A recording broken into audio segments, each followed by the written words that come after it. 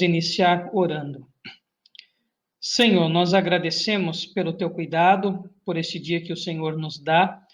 Obrigado pelo teu cuidado, pelo teu grande amor, pelo alimento, pelo teu sustento. Continuamos a interceder, ó Pai, por toda a nossa nação, por todo o nosso planeta, para que esta pandemia acabe logo. Pai, dê sabedoria a todos os pesquisadores, a todos os profissionais que estão trabalhando em busca de uma cura, de uma vacina.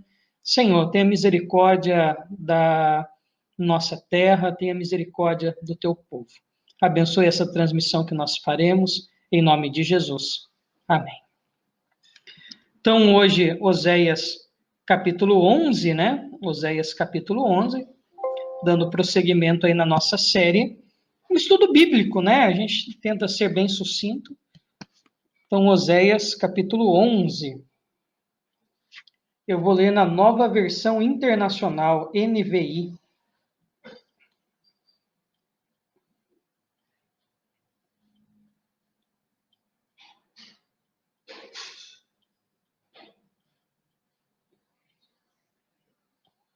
Oséias capítulo 11. Eu farei a leitura na Nova Versão Internacional, na NVI, e farei os comentários versículo a versículo. Vamos lá. Oséias capítulo 11. Quando Israel era menino, eu o amei, e do Egito chamei o meu filho.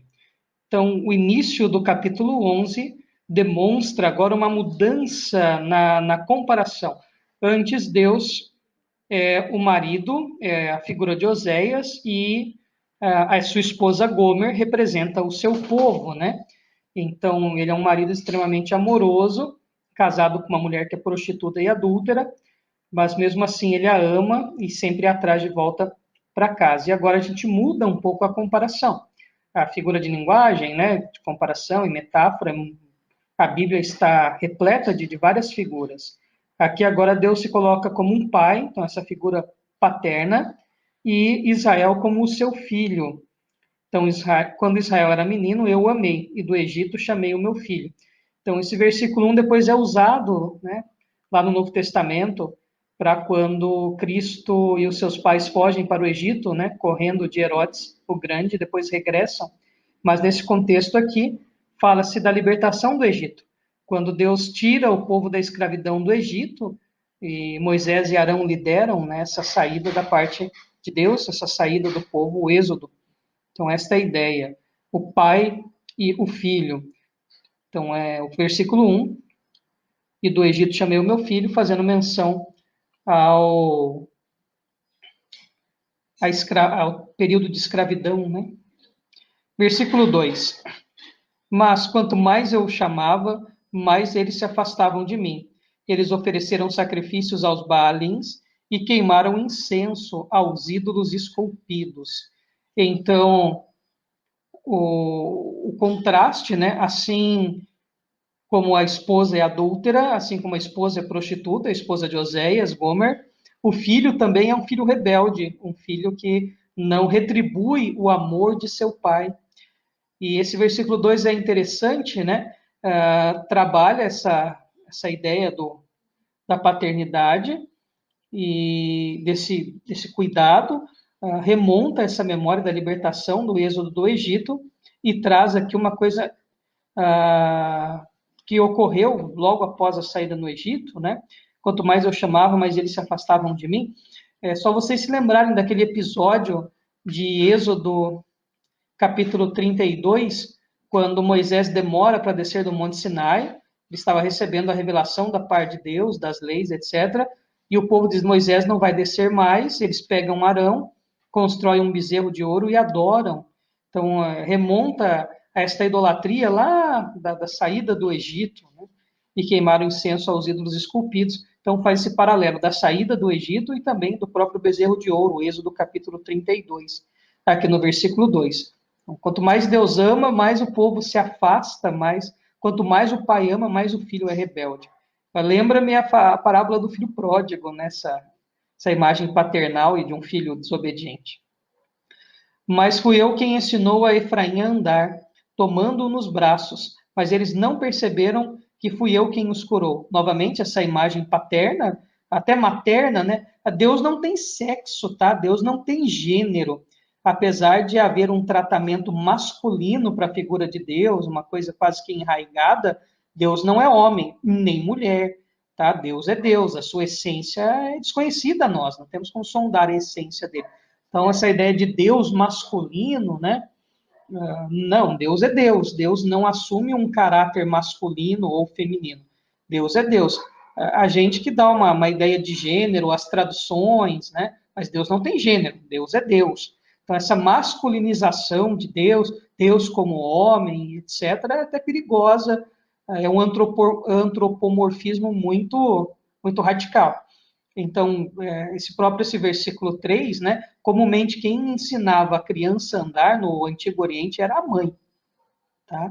Então, essa ideia maternal e paternal. Deus é pai, Deus é mãe, etc., né? Antropomorficamente, né? Usando atributos humanos para demonstrar como Deus é, porque se ele se comunicar com seus atributos divinos, nós não temos como compreendê-los. Mas Deus não tem gênero, né? Que fique claro isso. Senão fica uma coisa estranha.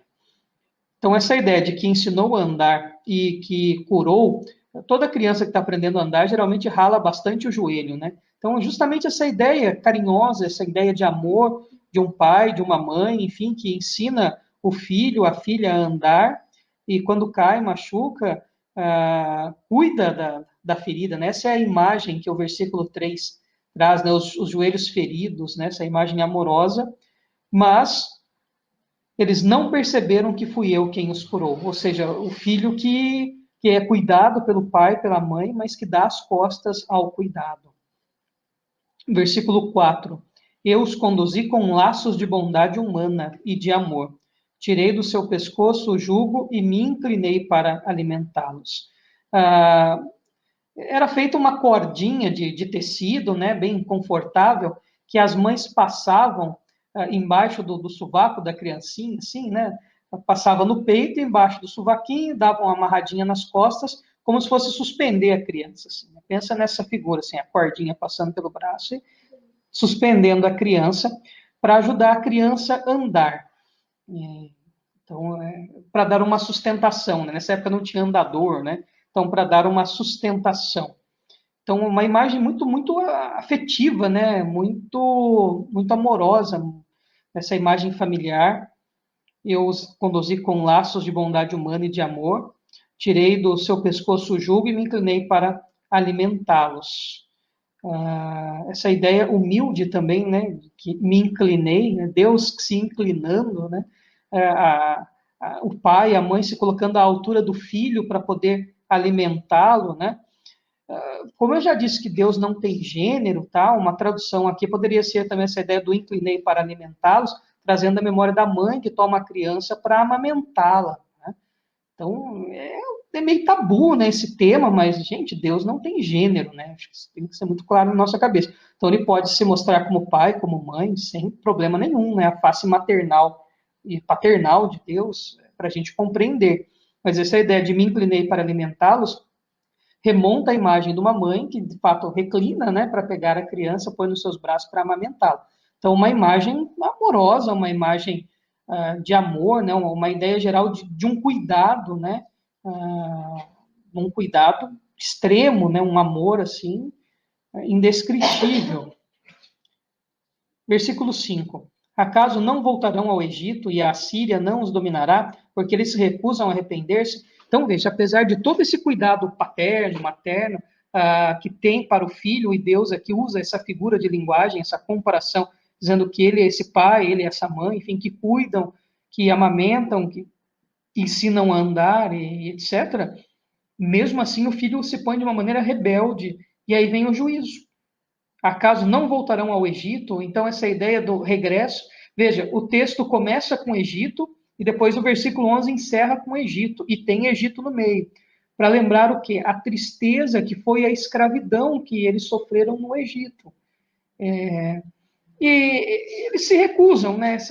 parece-me que na mesma medida que Deus ama incondicionalmente esse filho, o filho incondicionalmente quer virar as costas para o pai. O filho não recebe todo esse amor e esse cuidado e não reconhece.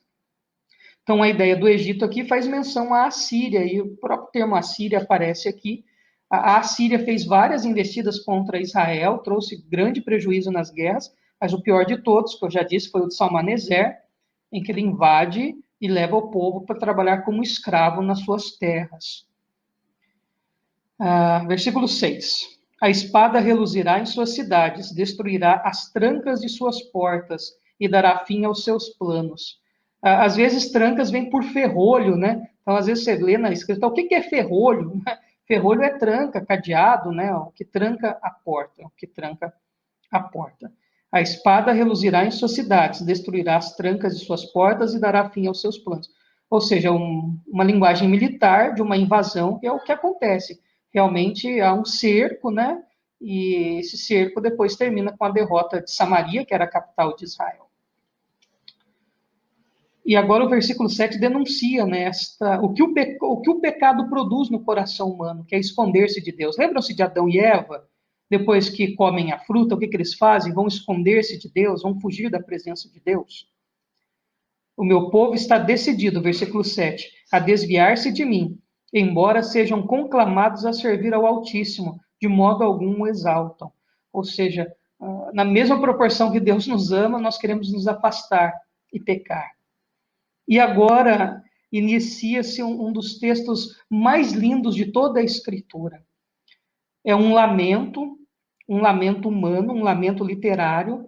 O lamento era uma poesia quando alguém demonstrava uma tristeza.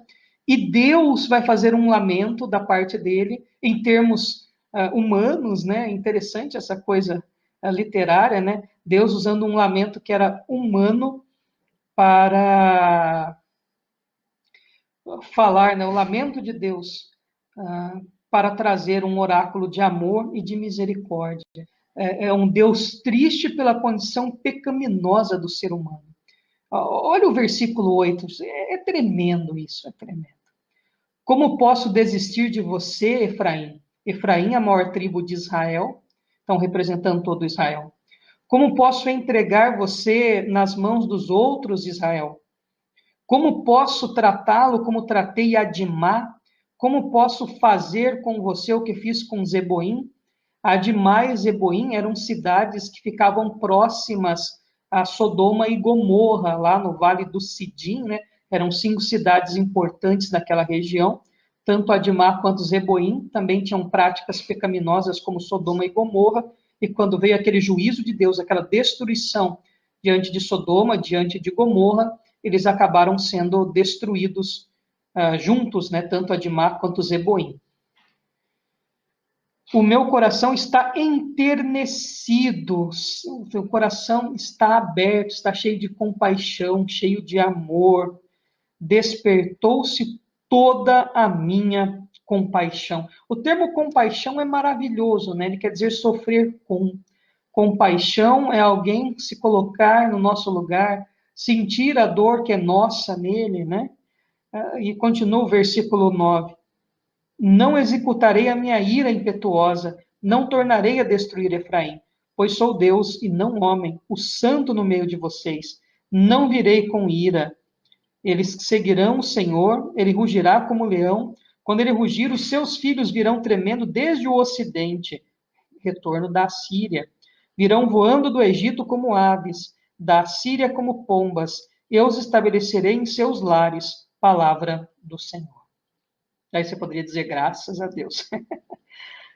Veja que interessante, olha o versículo 1.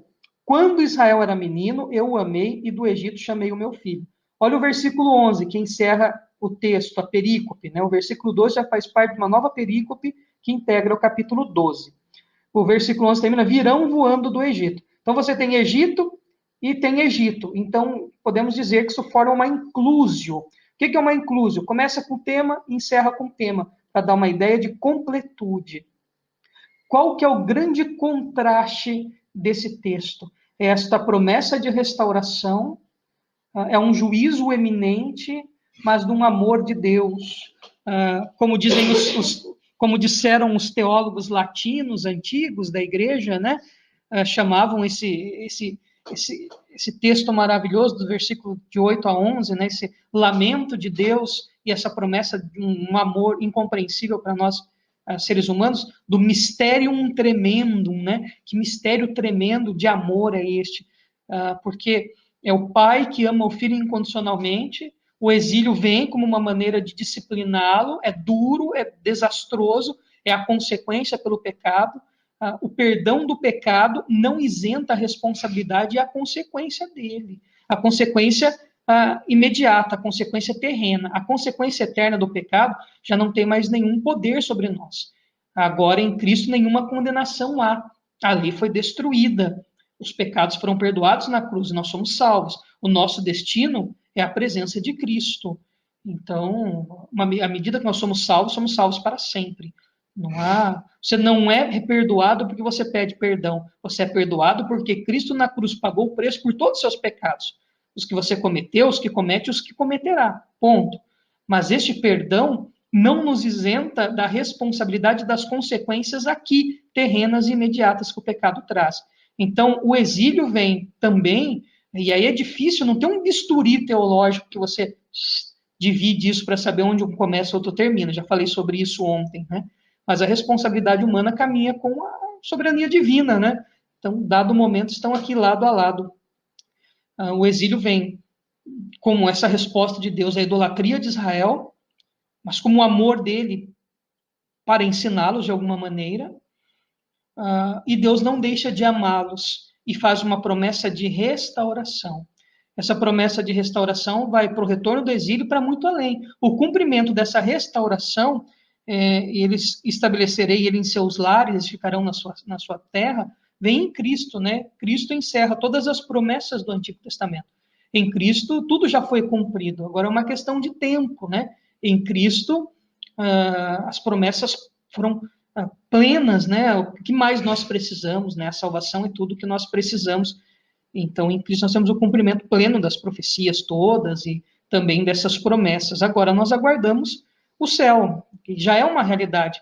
Então, é uma promessa aguardada, mas que já existe. Então, já foi cumprida em Cristo esta promessa. Se a gente morrer, vamos para a presença de Deus. Se Cristo voltar, estaremos na presença de Deus. Então, de qualquer maneira, o nosso fim é conhecido, é eterno e é maravilhoso. É estar com esse Pai de amor, que nos ensinou a andar com a cordinha lá, cuidando, livrando-nos do tropeço.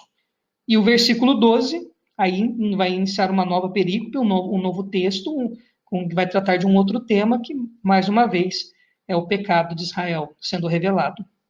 E também de Judá. Encerra-se, então, com o versículo 12, que já integra o capítulo 12, no sentido de texto, né? Efraim me cercou de mentiras, a casa de Israel de enganos, e Judá é rebelde contra Deus, a saber, contra o santo fiel.